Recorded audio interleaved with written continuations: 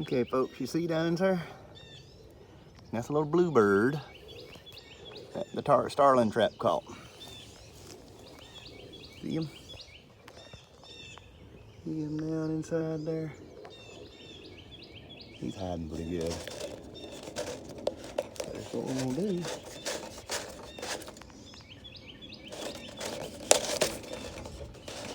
Oh.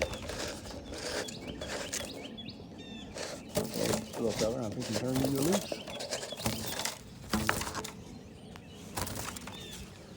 Okay. He'll come down just a minute. Not now, he's still kind of spooked. Oh, there he went. Now away he goes. So it works.